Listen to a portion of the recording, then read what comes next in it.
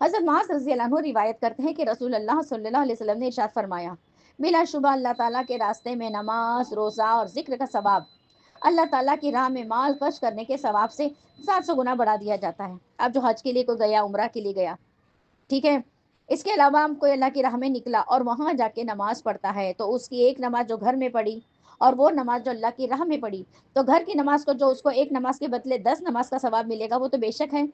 لیکن چونکہ یہ نماز اللہ کی راہ میں پڑھی گئی ہے، تب اس کو 10 نہ ملتے ہوئے کتنا ملے گا؟ ایک نماز پر اس کو 700 گنا اجر اس ایک نماز کا مل جائے گا۔ اسی طرح اگر وہ روزہ رکھ لیتی ہے تو روزے کا ثواب بھی اتنا ہو جاتا ہے۔ اسی طرح اگر وہ کچھ مال خرچ کر لیتی، جیسے وہاں جانے کے بعد وہاں کے لوگوں کے لیے کچھ جوس کا انتظام کر دیے، کچھ پھلوں کا انتظام کر دیے، کچھ چکن فرائی وغیرہ منگا کے کھلا دیے، یا کچھ کھانا آرڈر کر دیے، کوئی بھی ہو،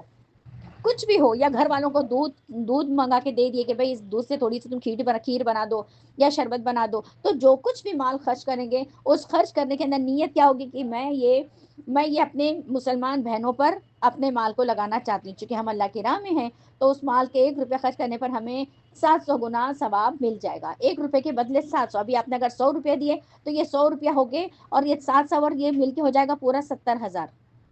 ٹھیک ہے۔ تو آپ کو اگر 100 روپیہ اگر آپ اللہ کی راہ میں خرچ کرتے ہو تو آپ کو 70,000 روپیہ اللہ کی راہ میں خرچ کرنے کا ثواب مل جائے گا۔ اسی لیے کبھی بھی یہ نہیں سوچنا کہ مال کو خرچ کرنے سے مال کم ہوتا ہے، کبھی نہیں، بلکہ مال کو انسان جتنا خرچ کرتا ہے، جتنا لوگوں پر اپنے مال کو لٹاتا ہے، اللہ سبحانہ و تعالیٰ اتنا اسے عطا فرماتے ہیں، کیونکہ مال جمع کر کے رکھنے والی چیز ہے ہی نہیں۔ قرآن میں اس کی بڑی مذمت کی گئی ہے نا، خرابی ہے ان